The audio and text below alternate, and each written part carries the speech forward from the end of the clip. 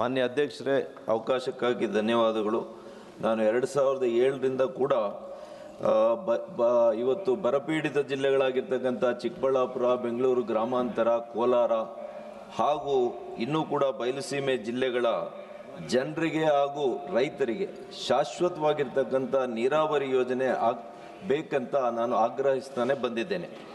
ಇದೇ ನಿಟ್ಟಿನಲ್ಲಿ ನಮ್ಮ BJP ಸರ್ಕಾರ ಇದ್ದಾಗ ಇದಕ್ಕೆ ಇವತ್ತು 3ನೇ ಹಂತದ ಸಂಸ್ಕರಣಾ ನೀರನ್ನು ಈ ಭಾಗಗಳಿಗೆ ನೀರು ಹರಿಸಬೇಕು ಅಂತ ಘೋಷಣೆಯನ್ನು ಮಾಡಿದ್ವಿ. ಎಲ್ಲ ಒಳ್ಳೆಯ ಯೋಜನೆಗಳಂತೆಯೇ ಇವತ್ತಿನ ಸರ್ಕಾರ ಬಂದು ಇದನ್ನು ಕೂಡ ರದ್ದು ಮಾಡಿದೆ.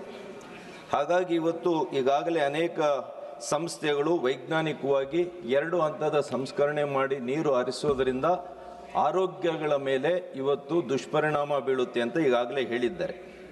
ಹಾಗಾಗಿ ನಾನು 3 ವಿಷಯಗಳನ್ನು ಇವತ್ತು ಪ್ರಸ್ತಾಪ ಮಾಡ್ತೇನೆ. ವೈಜ್ಞಾನಿಕವಾಗಿ ಇವತ್ತಾಗಲೇ ಕೇಂದ್ರ ಸರ್ಕಾರ ಮಾರ್ಗಸೂಚಿಯನ್ನು ರೂಪಿಸಿದ್ದಾರೆ. 3 ಹಂತಗಳಲ್ಲಿ ಶುದ್ಧೀಕರಣ ಮಾಡಿದ ಮೇಲೆ ಇದನ್ನು ಮಾರ್ಗಸೂಚಿಯನ್ನು ಕೊಟ್ಟಿದ್ದಾರೆ. ಆ ಮಾರ್ಗಸೂಚಿಯನ್ನು ರಾಜ್ಯ ಸರ್ಕಾರ ಮಾಡಬೇಕು ಅಂತೇಳಿ ಆಗ್ರಹ ಮಾಡ್ತೇನೆ. ಅದೇ ರೀತಿ ಎತ್ತಿನ ಹೊಳೆ ಕಾಮಗಾರಿಯನ್ನು ಆದಷ್ಟು ಬೇಗ ಮುಗಿಸಬೇಕು ಅಂತ ಹೇಳ್ತೇನೆ.